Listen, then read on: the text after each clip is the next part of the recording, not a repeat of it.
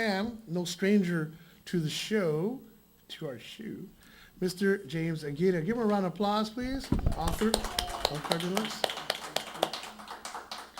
A very knowledgeable man. One of the few people that can go toe to toe with the professor in here when it comes to the, going into a dialectic.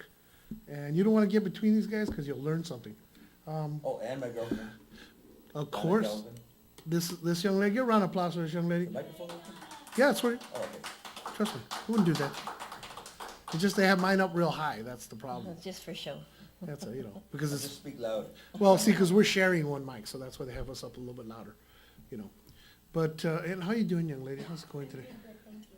All right, that's good. Yeah, last time she had brought us so much information, and I sent a clip over, and the clip you gave me, I sent it to my friend up in Bakersfield, and she really wanted to thank you. Yeah, for the lupus walk, and she really wanted to thank you for that because she related, man, every step of the way, all the points you were making.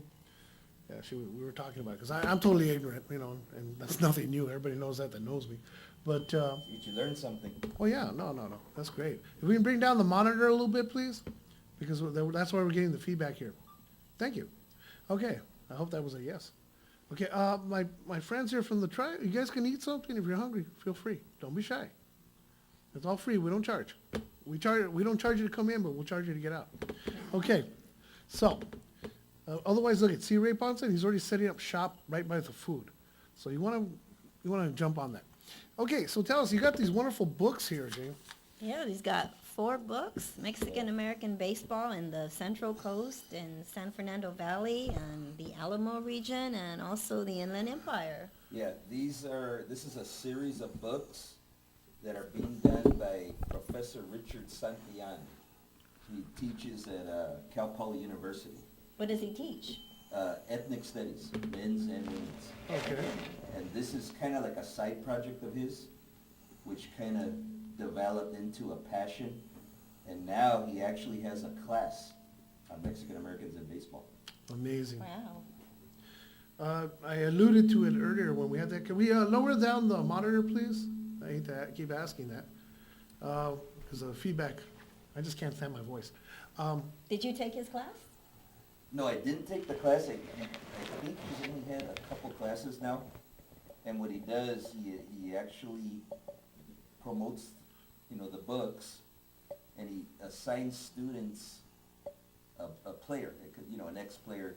It's usually an elder, but it could be somebody my age I'm not young either, but he actually assigned one of his students to do a biography on my career in baseball. Oh, really? Oh, you played baseball? I played baseball from the time I was 4 years old till I was 19. Wow. Competitive baseball. Right. And I continued to play after that, but it's not the same. What position did you play? I used to pitch. Positions? Oh, pitcher. Yeah. How's your arm? I actually still have a real good arm. I can still throw, Well, look at his forearms. almost 90 miles an Yeah. hour. I can still throw pretty hard, but it's a whole different ballgame being on the mound and throwing that hard consistently. Oh, yeah. Anybody can go out and throw hard, but to do it Consistently. 7 innings, 9 innings, Oh. that's where it gets tough. Well, this is the man I'll invite, and whenever I have a rock fight, I'll bring him. We'll win.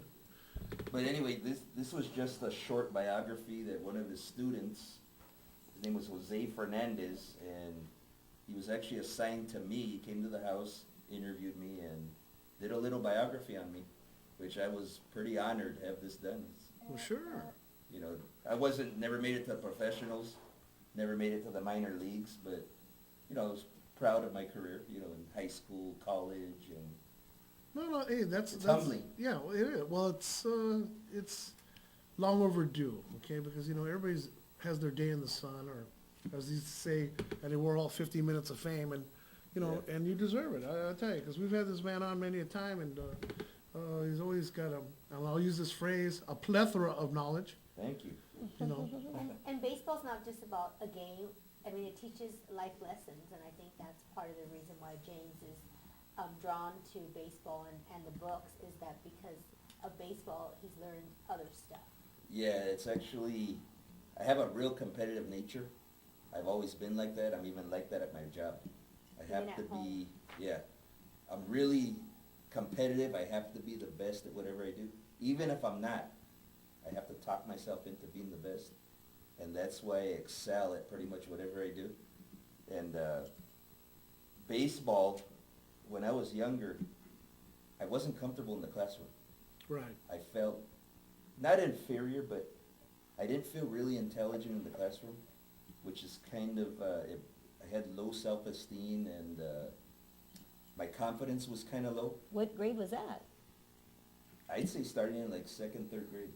Oh, well, everybody's shy at that age. Yeah, Mm. but for some reason, I never got good grades, you know, C's, D's. I was never an A student. So I was always not confident in the classroom. But in sports, it was the total opposite. When I was out in the field, when I would pitch, you know, I was a starting pitcher, starting catcher in Little League. It brought my confidence up. And that kind of brought up my self-esteem, and without sports, I wouldn't be the person I am today. Well, I think it really helped me in every field that I've been in. Let's give this man a round of applause, man. You know, Thank you. the gentleman, well, see, you know, as an educator, you know, there's three ways that people learn. And, you know, there's auditory, there's visual, and there's kinesthetic. And kinesthetic is hands-on learning, Yeah. and that's what you're good at. You know, Yeah. You have to get and be able to touch and feel and run what you have to do. Yeah. And You that's, described me to the T. yeah, and that's the knowledge, see, and that's what people, you know, see, I'm a visual learner, so I have to see it. I mean, that's why, I know, as I'm trying to find directions, my son's good, he can read directions and know where to go. I have to see a map. Otherwise, I'm lost, I can't read it, I'm like, what, you know? But you know, like I said, with you, that's phenomenal, and that's good inspiration for the young people out there, you know, to know that just because you're not good in the classroom per se, doesn't mean you can't be good at different levels and different ways of learning. Yeah, And that's exactly. what it's about, you know, and, you know, and I encourage that with my kids when I work with them. Hi there, kids out there at, Crans and Madrid. You know, I always try to encourage them to just learn. That's the Yeah. main thing, just learn and don't Well, stop. with me too, with sports, it, like I said, it brought up my self-esteem, my confidence. I know a lot of people that are really into education, Mhm. they put down athletics. They don't think athletics are as important as academics, but it's not true. Because in sports, as a young kid, you know, through all the coaches I've had through Little League, through high school, Ooh, excuse me. through college, it taught me discipline, Right, hard work, how to work as a team. Team player? Yeah. Also, it teaches you one of the main things I learned, it teaches you how to deal with winning and losing. You have to know how to deal with losses if you want to be successful at anything you do. No, you can't win them all. No, exactly. So you learn how to deal with pressure, you learn how to deal with losses, just like in life. You lose family members, you lose your parents, which I just lost my dad last year. yeah, Oh, But sorry. it teaches you important lessons in life. Baseball does. And luckily for me, I had coaches that cared about me, that taught me life lessons, not just baseball. And I really look up to a lot of coaches that I had throughout my life. well, that's great. Well, you know, they're educators. I mean, if they're a Yeah. good coach, they're gonna be an educator. Exactly. Because it's not enough. I mean, and I know those kids that I work with, they know that because I give them life lessons because it's not enough for them just to, hey, gotta learn how to read, write, and whatever. That's important, yes, don't get me wrong. Yeah, But you also have to know how to live. yeah. Because living is really good, quality of life. And like I said, competitive sports, but pure competitive sports. Now, we're not talking, you know, prize fighting style competitive sports where you're talking Yeah. about people getting paid to do something. Yeah. Olympic winners and Yeah. medalists. Yeah, it's more like you have a love of the sport. You Love have of a the passion game, for love it. of the game. Because you're not getting paid, but you like the competitiveness. Sure. You like The playing challenge. with, yeah, you like a challenge, Mm-hmm. but you also learn to work with people you don't get along with, just like at work. But you don't get along with everybody, but you have to work together as a team to accomplish a goal. Mhm. And You that's what I learned from baseball. deal with it. Well, see, Yeah. Yep. and it's all about the love of the game. Like we just had, and he's coming back in just a couple of minutes, Mr. Ray Ponson, and this man, let me tell you, he is so brilliant, such a brilliant musician, but it's not about the money for him, it's about love of the game, love of the music, Yeah. you know. Yeah, the and, passion. Passion, yeah, and that's what makes the difference. That's why his stuff is so good, Yeah. you know, and you hear like other people that are always looking for a quick buck, hey, I gotta get paid, and, you know, the music's sort of mediocre. Yeah, So, yeah. you know, If you do anything in life just for the money, it's not gonna work for you. no, You have to have a passion for whatever you do. exactly. Without that, you will not excel to your full potential. Well, that's why all my beautiful people that work here and help out, they're all volunteers, and it's a love of the game, man. I mean, I wish we could pay them. You know, Yeah. Nadine comes right after work, and she came on in and helped out, so, you know, it's a Dedicated. passion. Yeah, that's what it is. Oh, I was waiting for my check. There's no check? Oh, no, I'm sorry, Mia. But anyway, I It's in wanted the to mail. mention in the books, these are 4 of the books. There's actually 7 books that are out, Okay, and they're sold throughout California. The book number 11, that's gonna be coming out in early, I think it's fall of 2017. Richard Santillan, because I'm involved with the book and he sees my passion, he's gonna actually make me the co-author of the Mexican Americans baseball in the San Gabriel Valley. well, there you So go. I'm gonna write the foreword, I'm gonna write the introduction, I'm gonna pick the pictures for the cover, for the back of the book. Plus, our family history is gonna be included in these books. Beautiful. So my dad's family and my mom's, we've been involved in baseball for 100 years now Wow. in the San Gabriel Valley. And I actually brought a picture Oh, yeah, please. that I wanted to show you. I don't know if you can zoom in on this or not. Well, we're short of a cameraman, and the professor's on strike, so he doesn't want to handle any Hopefully cameras. you can see this.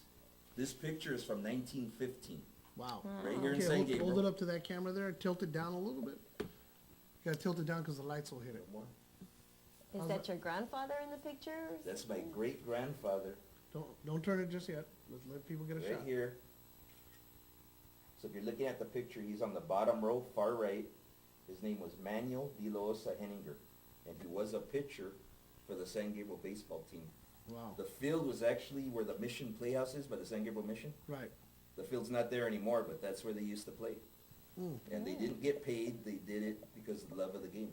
right. So he was a Mexican-American, also Native American Indian. He was also part white, Wow. just like me. Oh, where was he born? He was born right here in San Gabriel.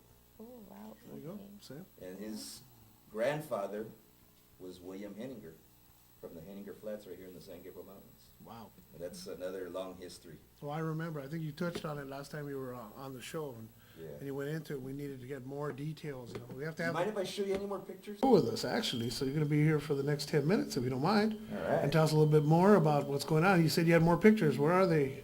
Yeah, I just wanted to show you, this is a picture. It's actually an original. I don't know if you can zoom You in gotta, on this one. yeah, they will right now. You just gotta tilt down though. Okay, tilt down. Yeah, because otherwise you get the glare from the Okay, glass. this picture is featured in the Mexican-American baseball in the Central Coast. Right. There's a chapter on the San Gabriel Valley. And this is my high school picture.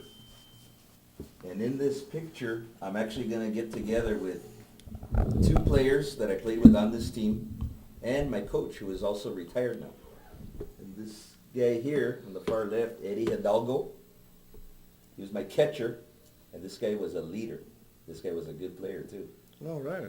Okay, right here, far left, far right, Manuel Martinez.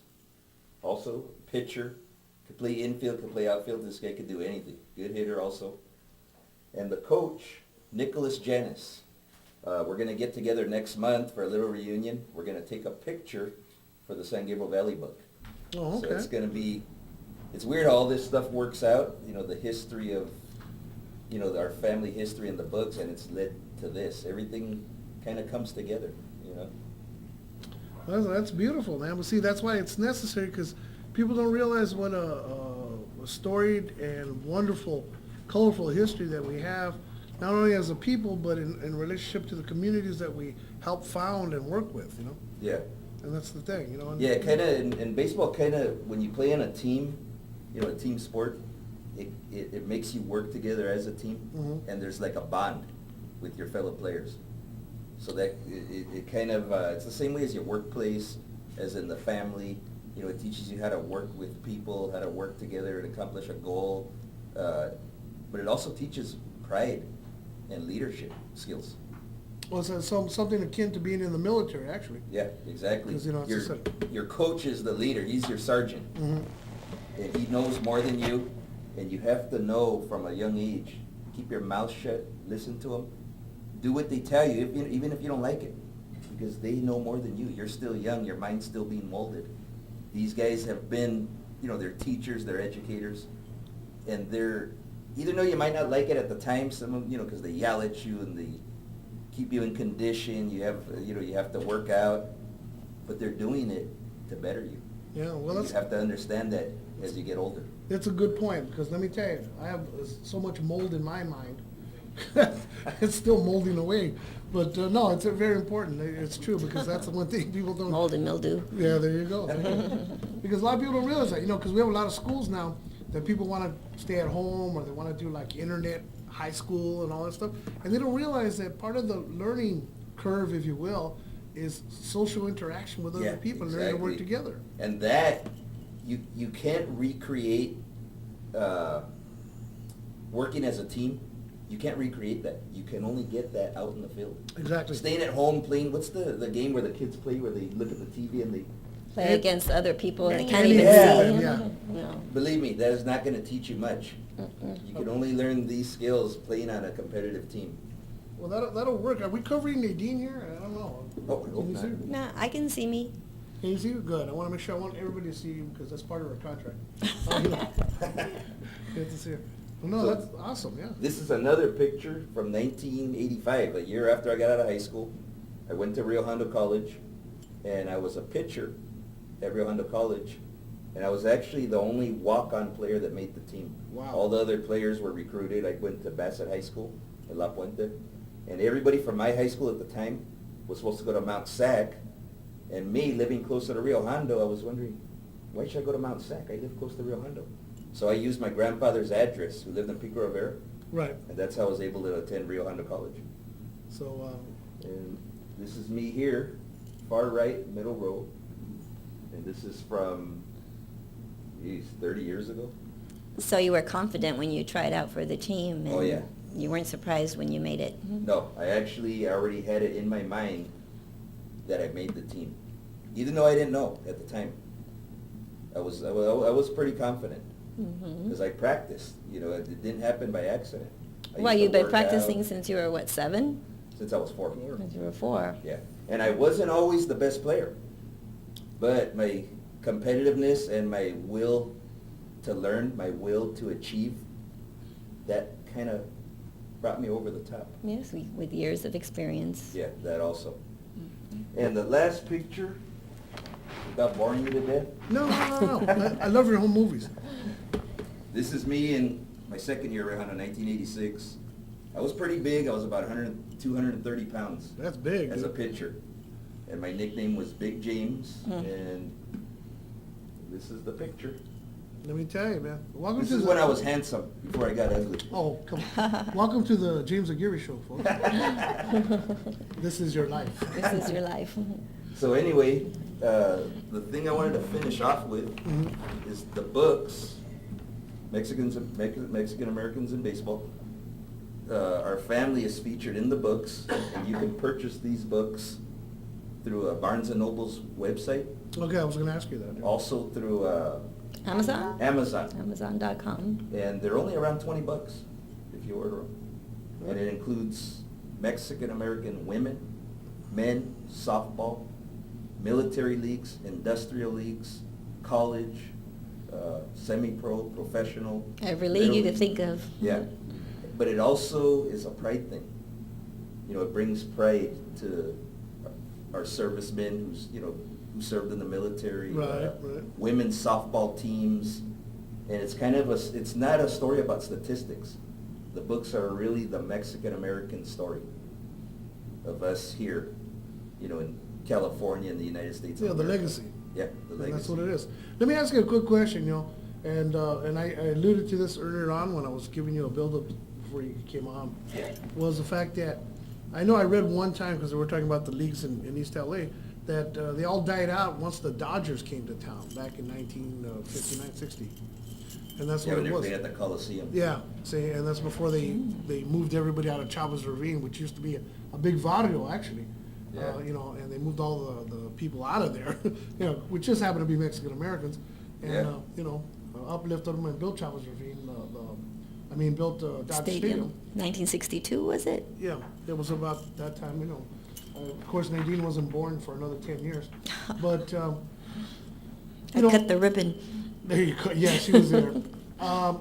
So would you say that was actually, you know, what killed a lot of the leagues? Was it when the Dodgers came to town? Because now we had a pro baseball team here?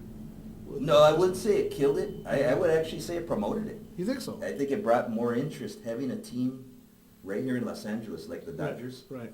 It brought a lot of pride to the city. And you still have a lot of Dodger fans. Oh, yeah. We're very proud of our team. Well, that's what I was gonna ask you. Where all the Mexican-American league teams are? Where are they now?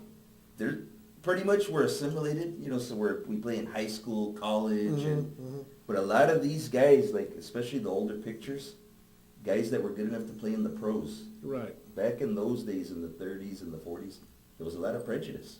Oh, yeah, of course. So a lot of these players, because of whatever reason, did not make it to the professional leagues. So they went to Mexico, and they played in leagues in Mexico. Well, there you go, see? They were still good enough to play, but because of racism, They were didn't- suppressed. Yeah, they didn't get the opportunities that a non-Mexican would have gotten. Well, yeah, well, that's why you had, was it Jackie Robinson crossing the color barrier when he did, you know, I mean, Yeah. you know, and now you're hard pressed to find, you know, a Caucasian on there. Actually, I had an interesting, now that you brought that up, Uh-oh, because you mentioned Jackie Robinson breaking the color barrier, yeah, 1947. right. You ever heard of a guy named Louis Sockalexis? No, that escapes my knowledge. Native American Indian, Uh-huh. right? Played in the major leagues, 1897. Wow. So who really broke the color barrier?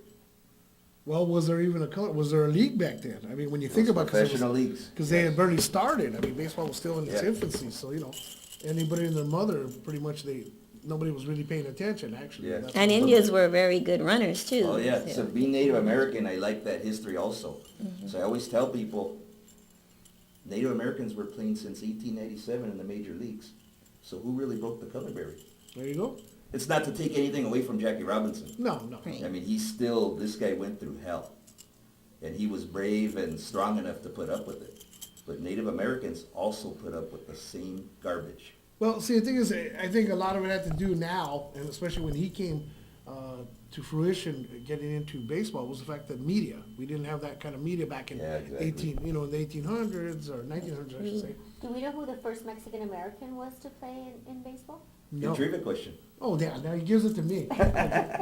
I told him I had mold on my brain. Yes. No, who is it? Tell His us. name was actually Mal Almada. Amada? And he came into the major leagues in 1933 Wow. and played for the Boston Red Sox.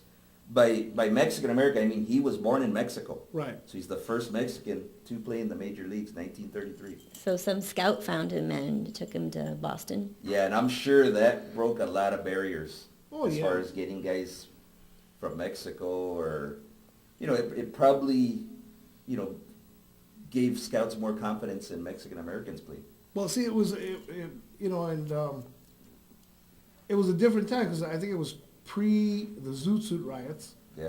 Okay, so then there wasn't that kind of discrimination to the point where they were trying to send the Mexicans back. And even Yeah. Mexican Americans that had been here, like my dad, God rest his soul, that had never been to Mexico, because we're like fifth generation, Yeah. you know, they were trying to ship everybody back during Yeah, that, you that's know, true. and they blamed them for the depressed state of affairs that was happening in America. Oh, So, it's happening again because we don't learn from our history. yeah, well, of course, you know, that's you know, Actually, it's funny, every time I mention something, you bring stuff up. You mentioned suppression, right. I did. No, she did. okay?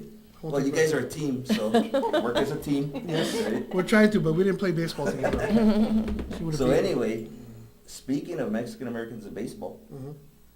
have you ever heard of a guy named Ted Williams, the Splendid Splinter? Yes. Greatest hitter of all time. And nice baseball bats, too. Yeah. He's the last guy to bat over 400 in the Uh-huh. major leagues. His mother, Mexican American, which makes him a Mexican American. And not a lot of people know that.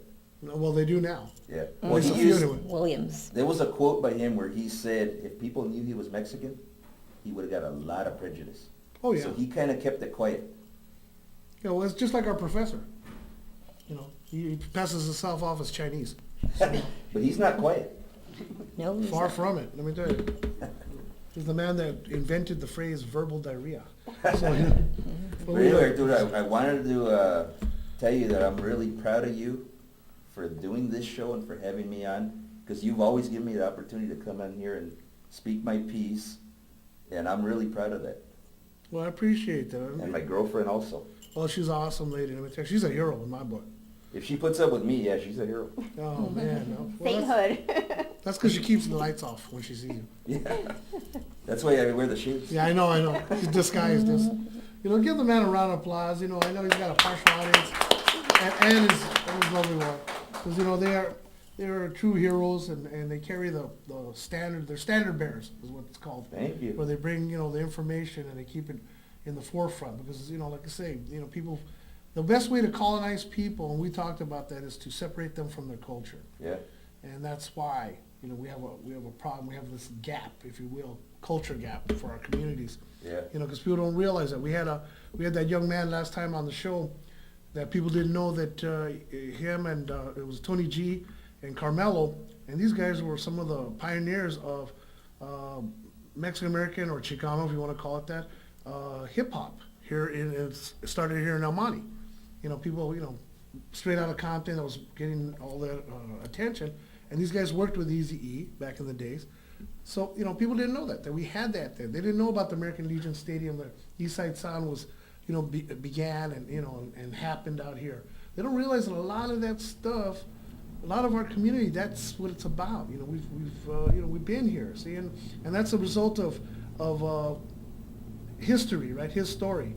You know, whoever writes it, the conquerors that write it, you know, they write it any way they want. And like I said, being a Mexican or being a Native American or what have you, you were an object, not a subject of history in the history books. I know because I teach history. So, you know, there it was. You know, you had a tumbleweed, cactus, Mexican, Indian, you know, and that's, you know, and that's the way they look at it, you know. But we do have a very... But what you have to do is whatever race you are, whatever these barriers are, I don't see barriers. Whatever I see, whatever I want to go after or accomplish, I just do it. There you go. There are Don't hurdles let that you anything jump hold me over. back. There are Right. opportunities yet to be fulfilled. Yeah, and you have to take advantage of them. That's right. And speaking of which, take advantage of the Aslan, hey, like that, huh, segue? Aslan 5K Classic fundraiser, okay? You want to help these good people out. It's their like 27th year in existence. It's at East LA College, you know, over at 1301 Cesar Chavez Avenue, and that's November 28th. It'll begin at 5 o'clock, and then you can see our good buddies, the Salas brothers from Lincoln Heights, going on at Tierra, and they'll be on from 7 o'clock on to 9 o'clock. And there'll also be a DJ after that. That's right. So you want to go down there, enjoy yourself, support them, support the home team, the Aslan 5K, support James Aguirre and the books that he has that you can get over on Amazon, and what was the other one? Barnes and Noble. Barnes and Noble. So you want to, you know, get your information. You're never too old to learn. We learn as teachers. We say, hey, you got to be a lifelong learner. Okay, and you want to support them, support Ray Ponson. He's going to be releasing a CD in a couple of months. Let me tell you, it's awesome. It's going to be a smash. We're so proud of him because he is homegrown kind of talent that writes his own music and produces his own music. That's why he had to rush off, because he's recording 2 more tracks tonight, even as we speak. So, you know, we're very proud of it, and we're very blessed on this show. And let me tell you, you know, not only with the talent, with sweet Yolanda, give her a round of applause. She was, you know, a utility infielder, outfielder, and batter today, so she was running around. And pitcher. And pitcher. Want to thank little Jerry in the out of control room. Give her a round of applause. She's hiding back there. Okay. And I want to thank beautiful Nadine. A round of applause for her because she stepped up. Tonisita, she was telling me because she works for the county court system, and she was had a long day, right? You had a real... Yeah, I have to go buy my turkey still. Yes, so she has to Get buy a ready for turkey. See, look at Thanksgiving. that. And we're keeping her from her shopping, you know, because she decided to wait till the last minute if possible.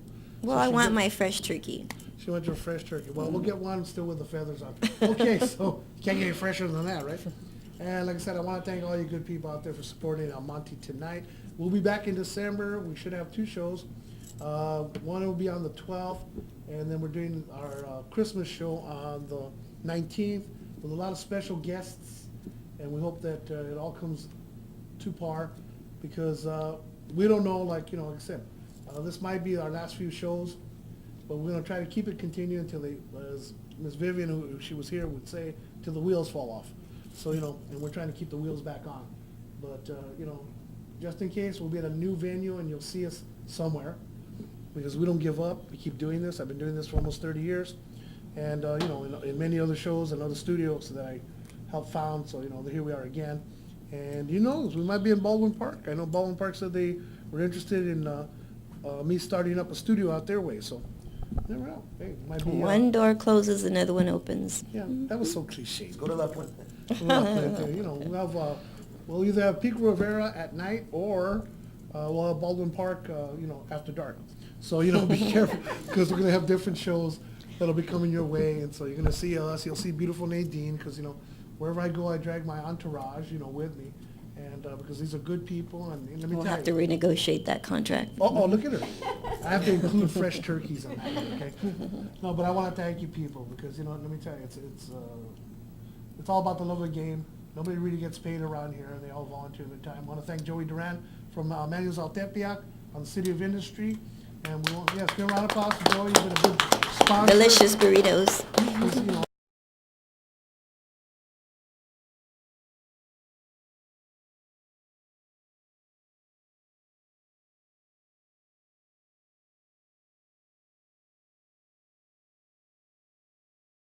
and they also have the one on Evergreen Avenue over there off of Evergreen in Michigan, across from Assumption Church. El Tepeyac.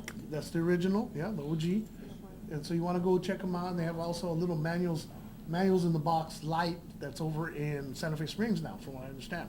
So he was going to try to make it, but unfortunately, with the holidays, he's caught up, because they do like Catering parties, and I'm sure and they all do that. Chips for Kids is going to be coming up, because they always traditionally help out collecting toys for Toys for Tots. Yes, well, no, it's actually for the chips.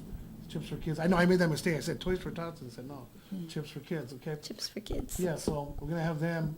He's gonna be talking about that soon. Don't forget the UCA Championship Boxing, and once again, thank you for your support. And we'll see you in the month of December. And have a beautiful, if not blessed and safe Thanksgiving, please. Okay, because we want to see you back again when it is El Monte. Tonight.